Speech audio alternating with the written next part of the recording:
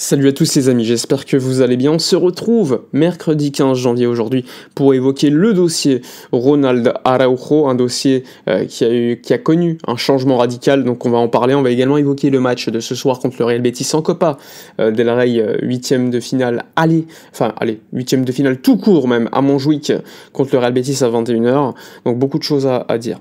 C'est parti, alors sans plus attendre, on va revenir sur le dossier Ronald Araujo. Pour faire simple, déjà depuis 1 ou 2 semaines, on entend parler d'un potentiel départ du joueur uruguayen, du capitaine, vers potentiellement la Juve. On sait que la Juve était très intéressée. Di Marzio, hier journaliste, évoquait une potentielle offre de 50 millions d'euros pour commencer de la Juve, qui vient d'ailleurs de dealer pour Randal Kolo Muani en prêt. Donc on pouvait se dire, déjà la Juve, c'est pas un club qui a beaucoup d'argent, mais ils vont claquer 50 millions d'euros maintenant. D'un autre côté, on voit que le Barça a une posture de « ok, il n'est pas à vendre, mais si vous nous offrez 70 millions d'euros, on peut céder ». Et hier, en conf de presse, Laporta était, on va dire, très ouvert à une vente du joueur tant que ça pouvait correspondre aux intérêts de toutes les parties. Quand on lui avait posé la question à Laporta d'ailleurs, il avait renvoyé Deco en disant si vous avez des questions, il faut demander tout simplement au directeur sportif qui est Deco et pas à moi parce que je suis pas au courant de tous les détails, mais que Ronald était un professionnel et quelqu'un que j'aime beaucoup personnellement, etc., le blabla habituel. Mais ce qui est intéressant, c'est qu'hier d'ailleurs j'en parlais, qu'il y avait une réunion qui était prévue entre Deco et Ronald Araujo pour traiter du futur du joueur, et qu'il y avait d'autres infos qui étaient sorties, notamment de Fernando Polo, qui évoquait le fait que les agents de Ronald Araujo ne lui déclaraient pas toutes les offres faites par le Barça. Je m'explique. En gros, il y avait eu un film de la part du Barça qui était sorti. Il y a une série qui s'appelle Origins sur Barça One, sur pas mal de joueurs. On avait vu Fermin, Pedri, Ferran, etc. Et il y a quelques mois, il y avait eu un film sur Ronald Araujo. Et lors de ce tapis rouge où tous les joueurs étaient là, Laporta, il a posé la question à Araujo et à son entourage, tu vas prolonger, etc. Le joueur était plutôt open. Et en parlant avec l'un des amis de Ronald Araujo, Laporta se serait rendu compte, selon Fernando Polo, que les offres effectuées par Deco n'arrivaient pas forcément aux oreilles du joueur. On le sait, Deco a fait deux offres de prolongation du joueur qui ont été refusées. Il faut savoir qu'en 2022, Matteo Alemany avait réussi à prolonger Ronald Araujo, mais lui avait promis une prolongation de contrat plus élevée, bien plus élevée même, 2 ans plus tard, donc en 2024, et cette proposition, on va le dire, elle n'était pas arrivée, parce que tout simplement déjà, c'était Alemany, là c'est Deco, et que les circonstances faisaient avec la blessure, etc., que Ronald Araujo n'avait pas reçu cette prolongation, cette offre promise de prolongation aux hauteurs et aux prétentions salariales qu'il attendait.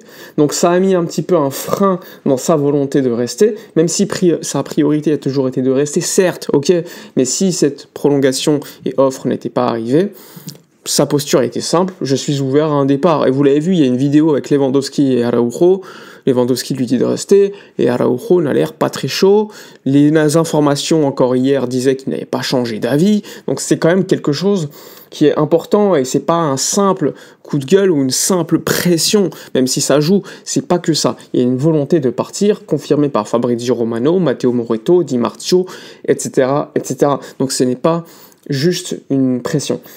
Il s'est passé une réunion entre Deco et Ronald Araujo hier pour s'expliquer, et selon Fernando Polo ce matin, il y a eu une discussion qui a duré des heures, et Deco aurait convaincu Ronald Araujo de rester à Barcelone et même de prolonger son contrat à court terme. Donc ça, c'est un élément assez important, on le sait.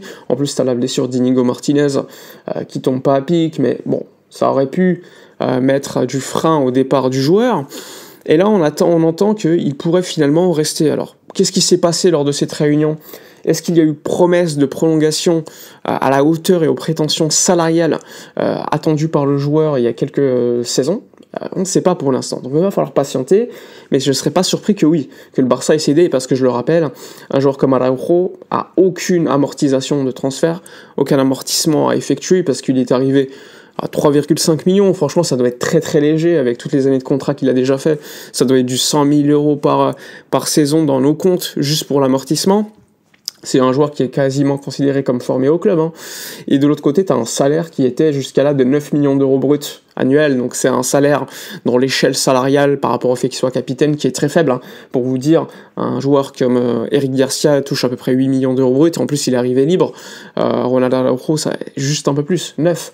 Pour comparer, Ansu Fati gagne 12 à 13 millions d'euros bruts annuels, donc c'est quelque chose d'assez important pour lui. Et Ronald Araujo, pour l'instant, on ne connaît pas les prétentions qui étaient attendues, mais vraisemblablement il voulait être considéré à sa juste valeur. Et est-ce qu'on peut se poser la question si c'est pas plus intéressant de payer un peu plus cher un joueur comme Araujo, qui a aucun amortissement de transfert dans les comptes, plutôt que de signer un joueur, je sais pas, à 30 millions d'euros, avec un salaire pas aussi important que Araujo, mais qui s'en approche. Et quand tu fais le calcul, peut-être que c'est plus intéressant de garder l'Uruguayen. Personnellement, si je donne mon avis, je considère que Ronald Araujo est un profil de joueur qui est intéressant, parce que c'est l'un des meilleurs défenseurs, purement défenseurs, qu'il peut y avoir dans le monde, mais il a des problématiques assez importantes en termes de relance, et ça c'est quelque chose qu'on voit encore plus quand tu as Inigo Martinez ou encore Pau Cubarsí. Moi je mettais toujours en avant le fait de la connexion Cubarsí-Araujo pourrait être très intéressante avec le relanceur, celui qui est un peu plus solide, mais l'idéal c'est d'avoir un joueur qui possède les deux caractéristiques. Maintenant, avoir un joueur de cette qualité dans l'effectif, c'est toujours important. Ça, c'est une certitude, on le sait. En plus, c'est un joueur qui est capable de freiner Vinicius, par exemple, et ça, c'est quelque chose qui peut toujours faire plaisir.